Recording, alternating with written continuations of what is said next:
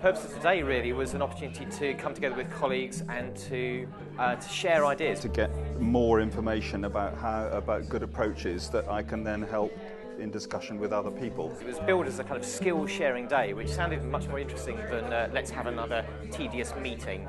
Just reflect on perhaps a metaphor or one word that might conjure up where you feel your work is right now. Your work in terms of the engagement of young people in the work that you do or in the service that you are involved in. My initial reaction was exciting, because that's where I feel I'm at and sort of we're at with the end of this project. My phrase would be sound barrier.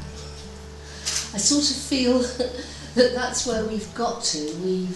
We had a long way to go, and there are big obstacles in breaking down barriers. A day where people who'd been involved in the MLA Strategic Commissioning project could come together and reflect upon their learning. So if we use this as a symbolic Snakes and Ladders board, as you produce your opportunity and your challenge, what we'd like you to do is to take the snakes and the ladders and place them here on the board, and it's clearly not a full board, in terms of where you feel you are in your journey.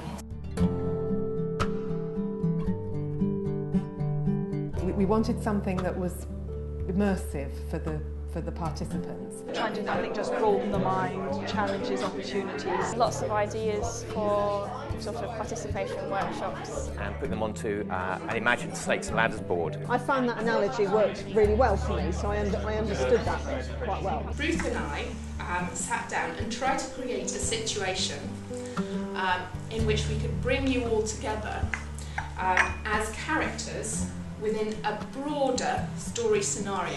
Second task of creating a story. They were looking at a situation that we had given them. Imagining we're characters in a particular scenario. It's a way of trying to relate what we're talking about to personal experience. We've managed to get the curator of the Museum of Rustic Folklore to part, albeit temporarily, with her prized two-headed calf.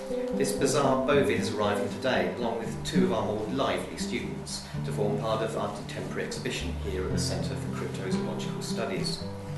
The project was going well. Earlier this week, I'd been successful in prizing a Yeti scalp from the clutches of our collections officer. Snarling like a Rottweiler over her Victoria Sponge 11s, she had informed me in no uncertain terms that the Yeti was far too delicate to display. What was amazing about that was its absurdity and yet its kind of realism. Key elements of the work we do and why we do it came out through the stories that perhaps wouldn't necessarily have been identified in a more kind of traditional sharing session.